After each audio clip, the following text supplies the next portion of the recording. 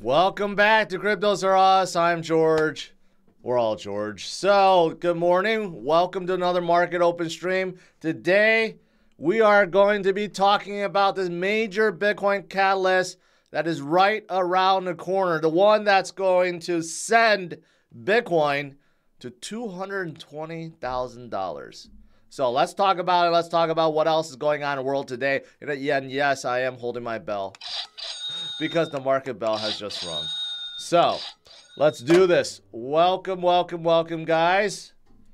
Let's see how today goes. But so far, I think for Bitcoin, it's pretty good. 35.34, still holding, looking like it's ready to pop. The U.S. market today, looking, I don't know, a little bit better, barely in the green. We'll see. I mean, the U.S. market is just not looking so good these days. NASDAQ and S&P, one day it's very red, one day it's kind of green. It's just like all over the place. But Roblox popped 17%. I guess that's good. One thing that is good, I believe, mortgage rates are coming down, drop big time, because the Treasury yield is going down. Okay, so it's interesting. Mortgage rates are affected by not only the Fed fund rate, which affects the prime rate, but also the 10-year and the 20-year and 30-year. But right now, the inverted yield curve is causing bankers a whole lot of headaches because it doesn't make a lot of sense. So if you get like a 10-year mortgage or a 15-year mortgage or 20-year mortgage, the rates are like no different than a 30-year because of the inverted yield curve. Yeah, and I know because I've been asking. So yeah, this is throwing all these bankers off because of that. Anyways, so mortgage rates drop. That's good. So that means demand could come back, right? That's if everyone isn't too broke to buy a home, right? Because that's what we're seeing right now. We're seeing unemployment rates go up. We're seeing jobs starting to close down. Businesses not hiring or spending nearly as much. So yeah, even though mortgage rates may be coming down, prices of homes are still elevated. And can people afford those homes, especially when we're looking at like a 7.61%, close to 8% versus sub 3% just 3 years ago. Big difference there, right? Big difference. So, yeah. So that's why the U.S. market it has not been doing well, because there's a lot of uncertainty. Right? And then you got Powell and everyone else that's still talking. Why do they need to talk? Why is there like 5 different speakers today that's talking? No idea what else they're going to say. What can they say? It's not like one of these Fed governors or presidents or members can say something wildly off from what Powell has said. They would be fired. Like, what can they say? Why do they have so many press conferences? It makes me wonder. I guess it just comes part of the job. But we already know what Powell said, and we have to wait for the next FOMC meeting, which is in December. So in the meantime, all these speeches are nonsense. We don't need to hear them, okay? But anyways, this is why we have a flight to quality, flight to safety into Bitcoin, because people are sick of waiting and sick of everything that's going on. Right? So that's why they're coming into Bitcoin. So what is this major catalyst that is going to drive Bitcoin to $220,000? Hey, this is from a pro XRP guy. This is from the XRP army. Okay. John E. Deaton, well, he's the lawyer. He's not officially with Ripple, but he's the one that's been saying that, well, Ripple is going to win, the SEC is going to lose, and so far his track record has been pretty good. Okay? And basically, he's said what I've been saying, how 2024 is going to be crazy. Okay? Just listen to this. Although I believe a spot Bitcoin ETF should have been approved long ago, I believe the timing of a spot Bitcoin ETF approval is going to help create a perfect storm for Bitcoin. What Wall Street wants, Wall Street usually gets. And guess what Wall Street wants from the Fed? We all know no matter what happens, it is in the not too distant future, second, third quarter, what I'd say, I've been saying next year, right? Mid next year, rate cuts. Okay? And the money, the printer of money will happen. So I've been saying that. That's why I've been saying next year is quadfecta. We will have rate cuts next year. So that's number one. And then increased liquidity, which means the money printer has to spin up because of it, okay? And that also helps to cover the debt, the ever-increasing debt. Bitcoin halving, of course, we can't forget that. That's part of it. You have spot Bitcoin ETF approvals, right? So that's 3. What he left out is the presidential election. Every single time we have a presidential election, the markets soar up, right? So he had 3 of the quadfecta that I've been talking about for months now. That's why I believe 2024 is going to be so good. Now, he's calling Max Keiser's 220K may not be so crazy 18 months from now. I mean, that's not crazy at all. A lot of people are a lot more bullish than even Max Keiser because of this flight to quality, flight to safety, and all the things that are coming up in 2024, right? See, why am I not quoted? I've been saying these things for months, way ahead of everyone else. None of these news publications ever want to quote me or say what I said, so it's okay. It's okay. But yeah, so this is coming from a very pro XRP guy. So even XRP Army knows that Bitcoin is on its way up to 220,000 and possibly even more.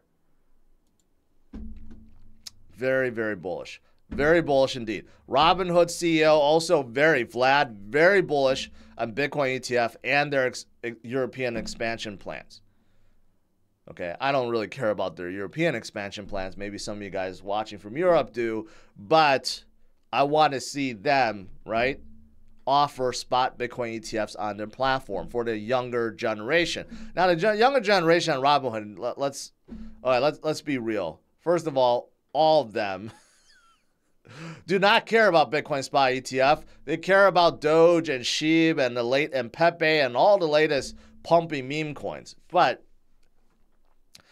maybe we can help convert some of them to Bitcoin, right? And maybe some of the other institutional investors, or maybe not institutional investors, the more seasoned investors that are on Robinhood, you know, they will probably take advantage of spot ETF, right? But we got like 12 applications pending, 12 of them. And the deadline is coming up. Now, we have another Bloomberg analyst that believes that between today, the 8th, and the 21st, okay, so only like 3 weeks, we will get a spot Bitcoin ETF. And here's the reason why. Because all the applications, they're submitted differently. They're submitted on various dates, right? So according to this analyst, the SEC doesn't want to give a first mover's advantage because ARK and Grayscale are way ahead in terms of their deadlines compared to, say, BlackRock's and Van Eck's and everyone else's. So this guy believes that the SEC will just pick a day and say, okay, it's approved, and then all of them get approved simultaneously, rather than say, okay, ARK's approved, and then you have to wait 2 months before saying BlackRock's approved. They're just going to pick a day and say, okay, all of them are approved. So imagine that. Imagine within the next 2 weeks, we get a spot Bitcoin ETF approval, and it basically represents 12 of the largest fund managers on the planet getting approval, and now they have to seed their spot Bitcoin ETF, right?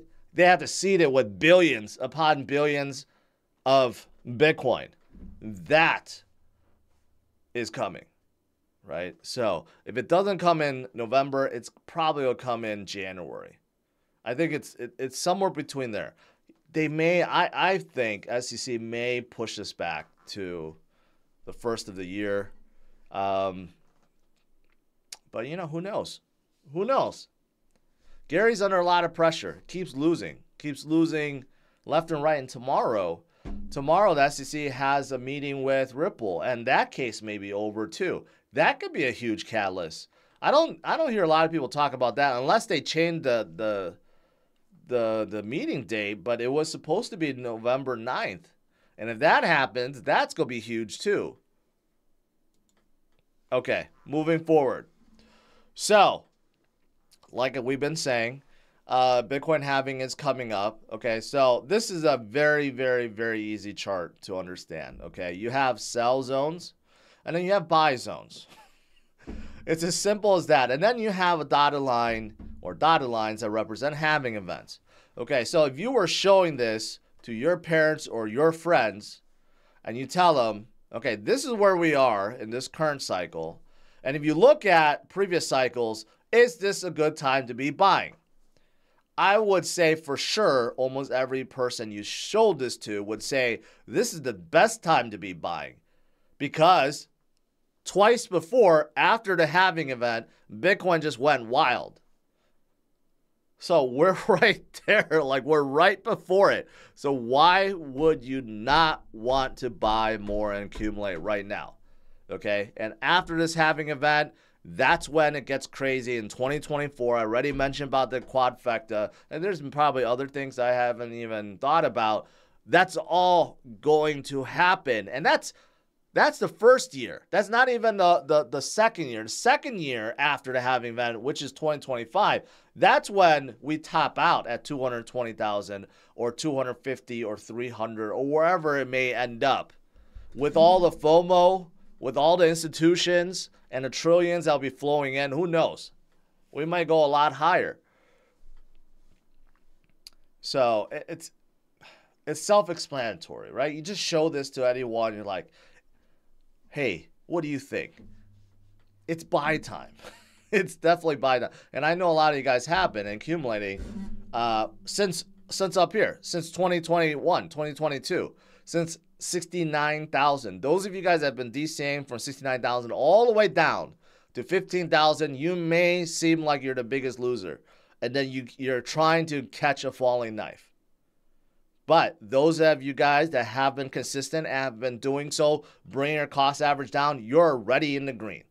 You're already in the green, way in the green. Imagine when we actually get back up to 70,000,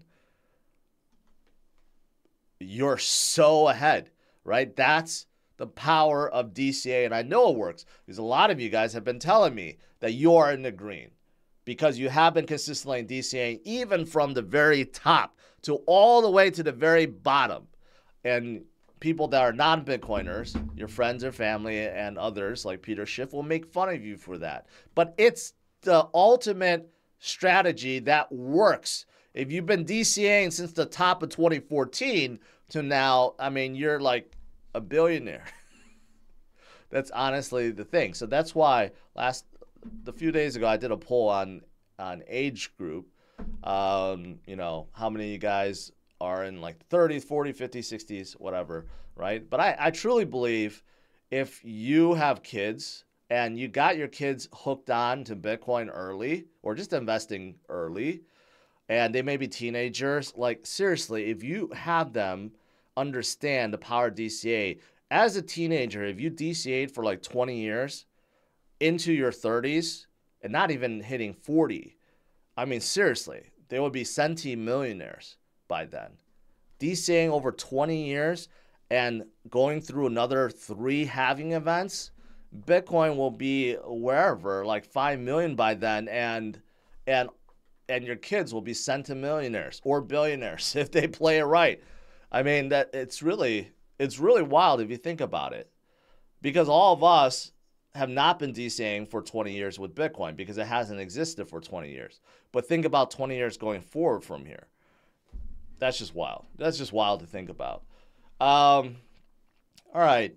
So moving forward, here's another pretty easy to understand chart. Basically, orange is top, red is bottom, and green are good buying points. And again, kind of similar to the previous chart. This is from TechDev. This is good. This is accumulation. This is the point where we start going higher to the new top and wherever that may end up being, right? So looking good. And lastly, just to reiterate, 83% of Bitcoin holders are in profit right now. Even if you bought at the top, okay? Even if you bought at the top, there are some that are still, they never DCA'd. Obviously, they're not in the green yet, right? But even people that bought at the very top, DCA'd down, they are in the green. So 83% of Bitcoiners are in the green right now. 83%, that's a very, very high percentage. All right. Now, outside of Bitcoin, what else is going on today? Well, people yesterday, or at least 2 people, kept asking me, well, what is CZ going to announce tomorrow? I'm like, I don't know, and I don't really care. But now I do know. Binance launched their own self-custody wallet, the Binance Wallet. They call it Binance Web3 Wallet. Okay. Now, this is confusing for a couple reasons, but I now understand why they did this. Because Binance already owns, they bought Trust Wallet years ago. And Trust Wallet, in my opinion, is the best mobile wallet, okay, you could buy. I mean, you not buy, you could download for free. And the Trust Wallet is absolutely fantastic. The number of chains it supports, the number of coins it supports and tokens, and it has a marketplace as well. I mean, it supports NFTs, in-app staking, like literally it does everything. So why would Binance come out with another wallet labeled a Binance Wallet? Well, they're kind of copying Coinbase because there is a really close integration with Binance. Okay, so that's number one. Kind of like Coinbase Wallet, very close integration with Coinbase, although you don't have to buy on either exchange. You can just use it as a wallet. But the second is this one removes seed phrases, which is very different. Okay, this is also what got Ledger in trouble because Ledger was trying to go down this path and caused extreme uproar. Okay, so with this new wallet, they're getting rid of seed phrases, recovery phrases, because CZ have said this himself. More people have lost due to losing their recovery phrase than they have lost by buying and trading and getting involved with crypto. A lot of people have lost a ton of money by losing the recovery phrase. I just covered this yesterday. For example, a banker loses $450 million of ETH because they forgot their private key. They misplaced it, okay? $450 million. And this happens all the time. So what does this Binance Wallet do? So basically, they create 3 encrypted, what do you call it? 3 encrypted, what's the shares? That's what they call it. So the private key is encrypted into 3 shares. 1 is being held by Binance themselves. 2 is held on the user's device. And 3 is another one that will be placed encrypted in a security drive or a cloud drive like Google or Apple or whatever, right? But you only need 2 of the 3 to recover your wallet. So now I know what everyone's thinking. Hardcore people will say, I can never go with this because I don't want Binance to hold my private key. Well, they only hold a third. They can't access your wallet without another third, right? So the reason behind this is, in these cases where someone truly loses their recovery phrase or private key, right, you can actually ask Binance for a third of that. So if you lost 2 or 1 of your 2 saved shares, either in your cloud drive or on your mobile device, say you lost your phone, for example, or you traded your phone in. A lot of people do this all the time. A lot of people trade their phone in and they completely forget what's on there, right? If that's the case, you can ask for Binance for their third, and then you can recover the other third in your cloud, and then combine it together and recover, right? So that's the thing. Now, I say this is controversial too because this is exactly what Ledger wanted to do. Ledger said, hey, we'll divide into shares, we'll keep a third, and then you can also keep 2/3, and then you can combine it to recover. And people hated this idea. And I don't think they went down this route yet. They were thinking about it. I don't think they actually enabled this. This is part of their like recovery program. Or maybe they did. They were talking about this months ago. So, I mean, that's the difference. That's the difference between this and Trust Wallet. Trust Wallet just gives you your recovery phrase, which you can recover anywhere, but you have to be very, very safe about that. You don't ever want to lose that or have it be hacked, because then you just lose everything. So this is their new way. So we'll see how this goes. Die-hard people will hate this idea. Die-hard self-custody Bitcoiners will hate the idea that Binance somehow is involved and has a third of the share keys while you control 2/3, right? But there will be a lot of new users coming into this space that will like this, because they feel like it's a safer way, right? Kind of peace of mind that you have a big boy kind of watching out for you.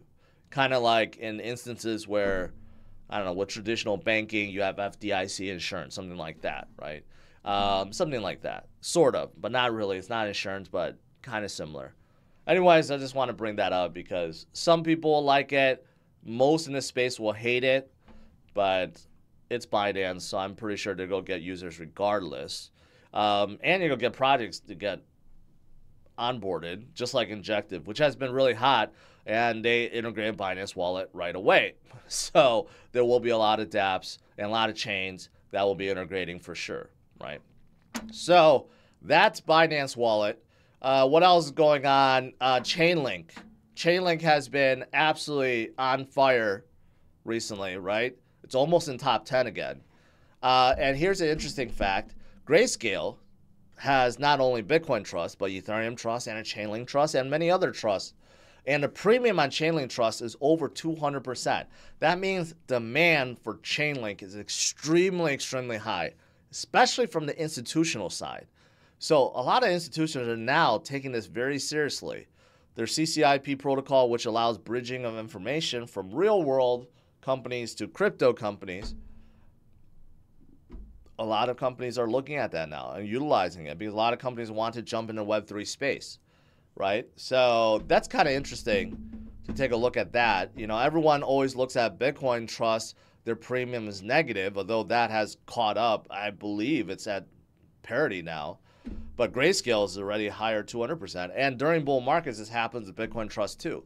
But, you know, Bitcoin Trust is being converted to spot Bitcoin ETF, so that will go away in the future. But that's just an interesting metric to look at. HSBC, another huge bank out of Asia. They're launching token security custody, so they're getting involved with crypto, and they're getting involved with Ripple. So that's good. Banks can't help themselves, even though they have this very, bearish stand on crypto. Every single one is getting involved somehow.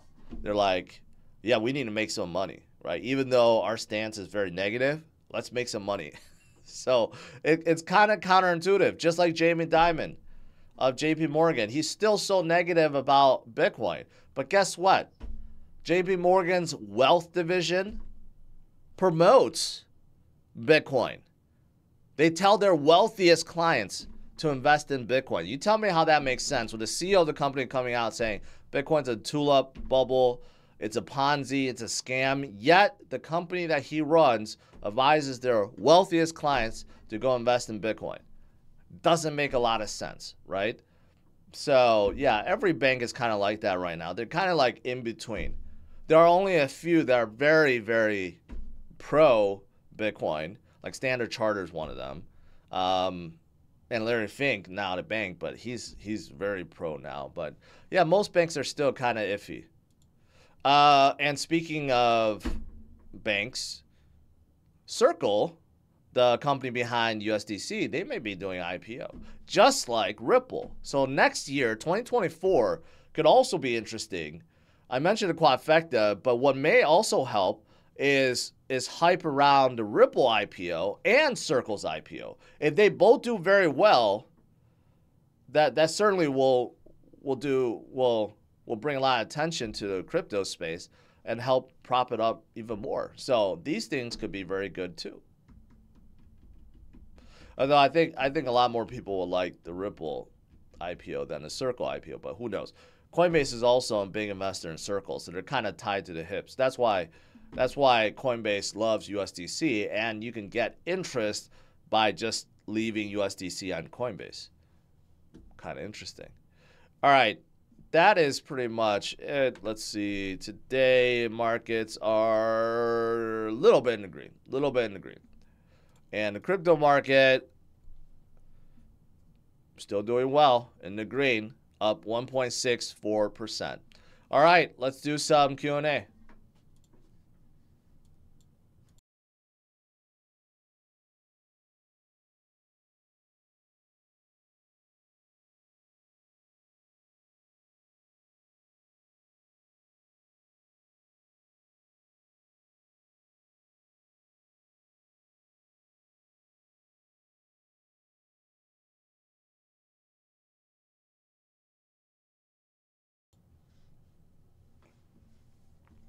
Man, 3,900 people today. Nice. You could tell how bullish people are by the number of live viewers. You really can. It's just like it's a 1-to-1 ratio. All right, let's see if let's see. The power of DCA, that is right. DCA Wednesday, that is tonight, guys. I can't wait to check it out. I was very, very close. That DCA portfolio is getting very close to being in the green, right? If we have just another little bump up, it's going to happen, but we'll take a look at it. I just got done talking about power DCA. It is very powerful. And I think Tom Crown is in here. Good morning, Tom. Ricardo asked, what do you think about AI crypto token Injective? Injective is not in AI at all, but I do like Injective. They're L1 out of Cosmos, and you know they're onboarding a lot of dApps, but they have nothing to do with AI.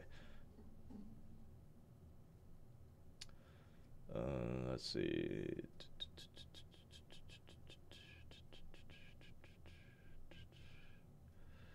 Yes, it's available on Ledger. Okay, so Ledger already enabled it.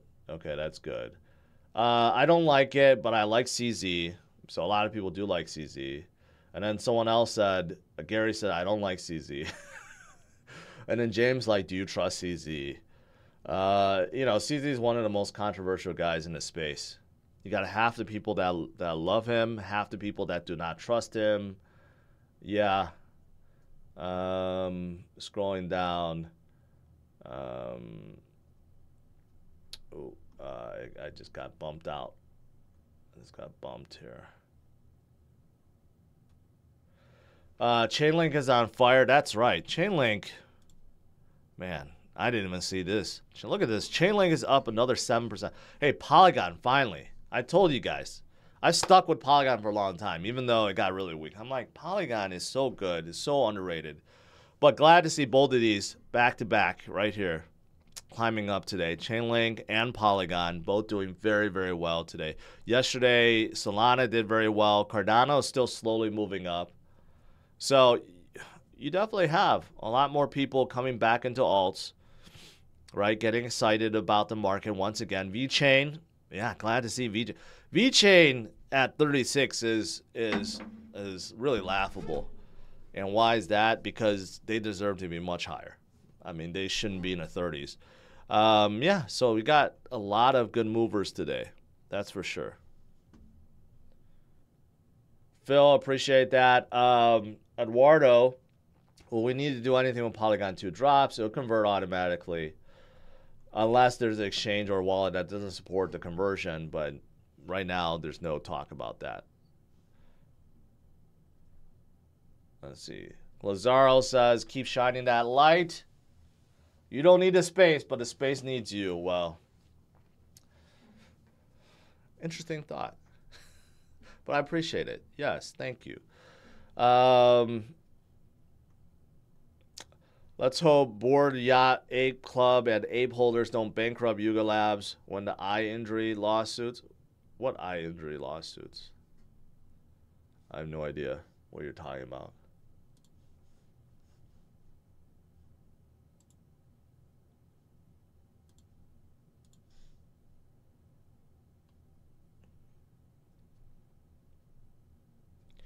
Can their custody be subpoenaed by ledgers? Supposedly, yes. I think that is a possibility, yes. What do you think about Wax? I've never really understood Wax. I know they work with some very big partners, but I never understood their 5 token models. I mean, there's like 5 different tokens, and they all do different things. I never truly understood it. That's why I don't believe they did as well as they should have versus other NFT-based projects. But I remember they worked with Topps Cards. They work the Garbage Batch Kids. They work with a few other brands. And Mike Novogratz, once upon a time, was a huge Wax guy. I don't know if he sold off his investment, but he wasn't Wax for sure. He was promoting it like crazy. I don't know what happened there.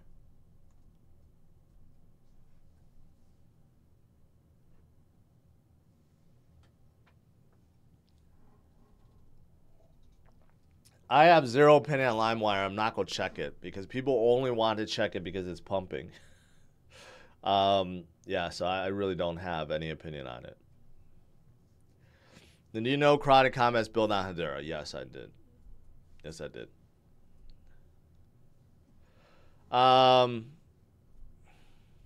Yes, I do. I don't know why I said yes, I did. Yes, I do. I think they are the biggest dApp on Hedera. I think they generate the most volume, if not, I'm not mistaken. Yeah, because there's not a lot of popular dApps on Hedera.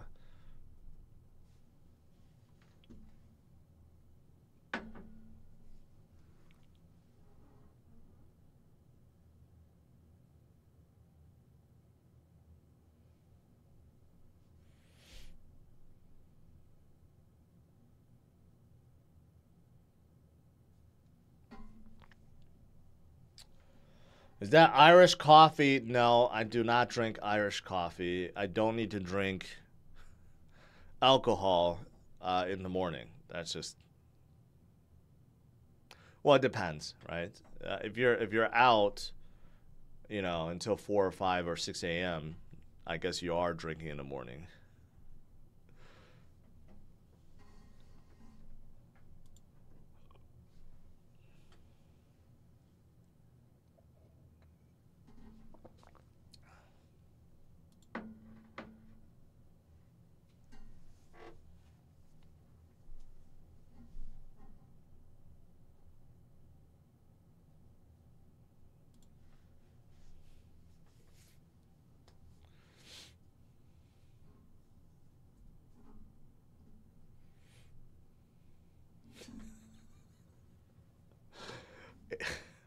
HC Snake, I'm not trying to see people I don't like Irish coffee.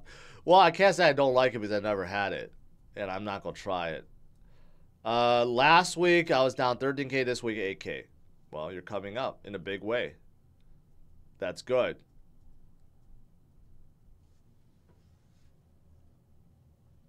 A lot of people talking about Gala. Is Gala done? Well, not according to this. They're up 11%. Still 580 million market cap. That's still pretty strong, but they are so far away from the previous high of, what is that, 73 cents. They have to do, what, a 20x to get back to the previous high? I can't even do the math. 30. Gala has to do a 31.81x. They have to go up 3,200% to get back to the previous high. So they got a long way to go. Long way to go. I don't have any thoughts on ICP. I'm sorry.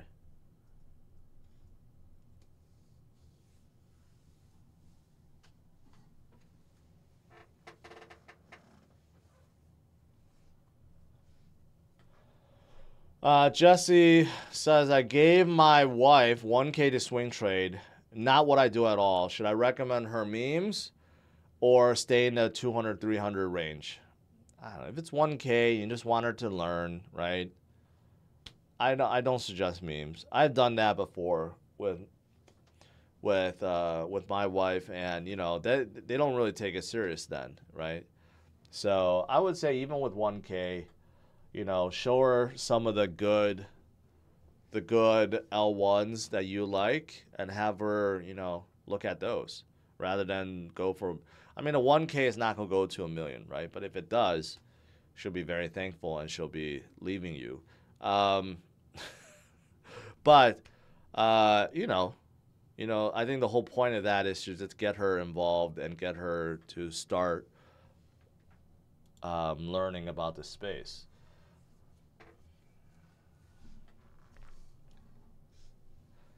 Probin, any thoughts on Polygon having partnership with different crypto companies today? They're posting and working along with Near. What are your thoughts? You know, they're doing that because they want to spread out their ZK EVM technology. So they spent a ton of money. I think people forgot. They spent like $750 million in 2021 purchasing all these companies involved with ZK technology. So they're basically trying to promote that and getting more chains to adopt it. So I guess it's good. It's good. You know, the more people that utilize their ZK EVM, the better, because those chains will need to operate on either Matic or the new Pol token. Probably the new Pol token. Chainlink price prediction. I don't know. The way they're going, it's just too hot. They're just flying right now. And they're already at 7.6 billion. They topped out at 50. Can they get back to 50? That's only like a 3x, 4x. Yeah. Can they break 50? Can they hit like 75 or 100? Oof. I think if I was, I don't know, if I was predicting conservatively, I think they could hit, you know, between 50 and 60 for sure, like break through the previous high. If I was super, you know, not conservatively predicting, then I would say it could be as high as $100 or maybe even 125 by the end of 2025. Right, so I'd say somewhere between 50 and 100, if I had to guess.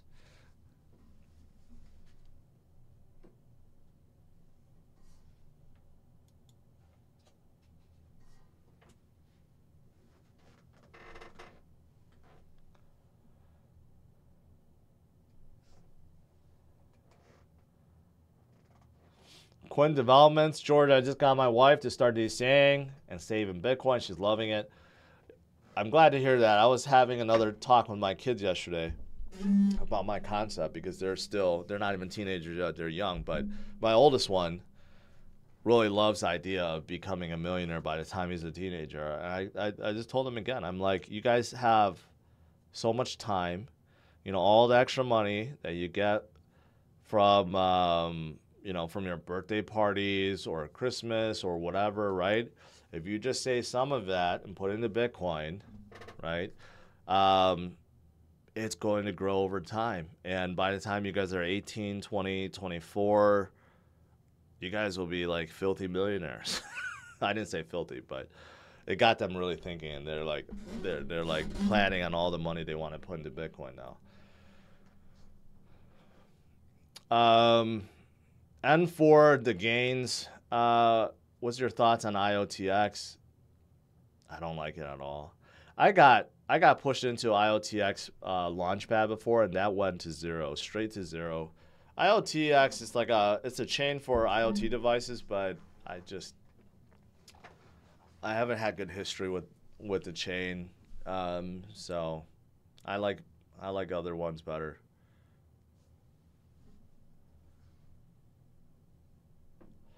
Do you follow ordinals? Does it make stacks useless? No, it does not. Stacks is being used. See, ordinals is mostly the NFT market, but stacks is used for DeFi. So all the DeFi projects that's being built DeFi projects, and not just DeFi, but just NFT platforms, everything that's being built on top of Bitcoin, most of them are using stacks. There's another one called Root Stack, but most of them are using stacks. So I don't think it makes it useless at all. And stacks actually has been doing quite well. Stacks have been really, actually, I think they have been doing very well. Yeah, they're $1 billion. I mean, Stacks is no joke. They topped out close to $3, so they still have like I don't know, 6x, 5x, 6x, no 4x, 4 or 5x to get to the previous high.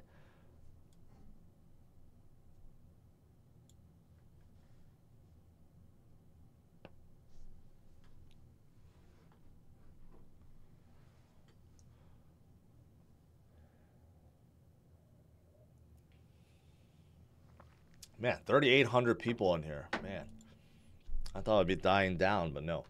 Woon Network, here's the thing about Woon Network. I can't get behind it because as a U.S. resident, you can't use it.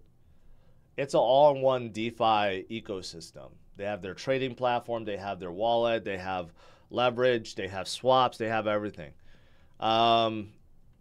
So I know they do pretty well, but you know, in the U.S. you can't use it. And I always hated the name. When they first came out, I was looking at their website. It was so poorly designed. It was making references like, you know, every trader that goes on to save money because they're trading like $10, $15 million in volume. I'm like, that's very, very, very little percent of traders.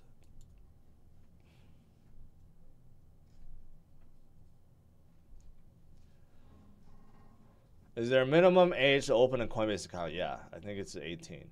But if you want to get your kids involved, you just get them a wallet, right?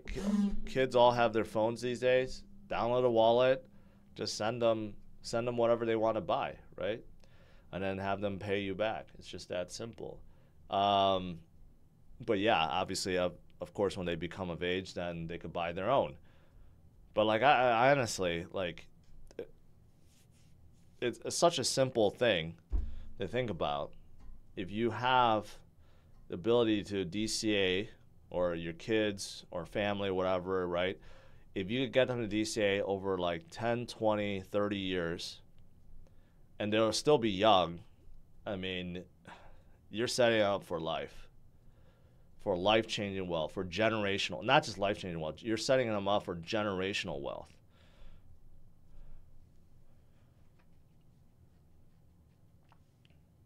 What do you think about move to earn projects? I don't like either one of those, but I like Amino.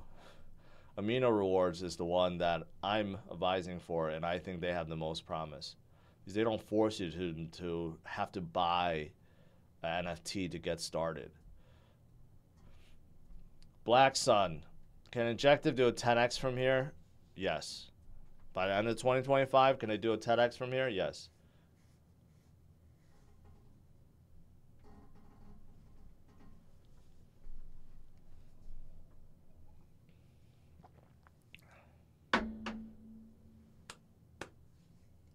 Do you think all coins that performed exceptionally well the last halving will do the same this one? I would say not entirely. Okay. Some have gone through catastrophic events that, you know, but that may change things. For example, Harmony, right? I think Harmony is still holding in there, but they suffered a huge bridge hack. They still have not paid people back. All their major dApps have left, right? So will they be as hot as before? Probably not. And there's others that went through the same thing, right? So I think it depends. But for the most part, I think yes. I think the ones that are the clear winners in 2021, they will recover back to their previous high and go beyond it. All right, last question. What do you think about SUI? Do you think VCs will ruin it like Aptos? I don't know about ruining it because Aptos is still doing pretty well. You know, 1.8 billion. That's not really ruining it. They have a lot of money. I think Sui, I don't hear much about them. I really don't. So they're out of, I forget if they're out of Singapore. I think they're out of Singapore. I just don't hear enough about them, so I can't really comment. All right, guys. So to conclude, what's the major catalyst? There's so many. It's quadfecta, okay? That's all you need to know. Quadfecta is the catalyst that's right around the corner that's going to drive Bitcoin on its journey to 220,000 and beyond. So stay thirsty, stay hard, and stay with Bitcoin and crypto. Alex says, if Solana fixed their networkology with Fire Dancer, can they reach top 3? Sure. It's a possibility. It's a possibility. All right. I will see you guys tonight, 8:30 p.m. Central Standard Time.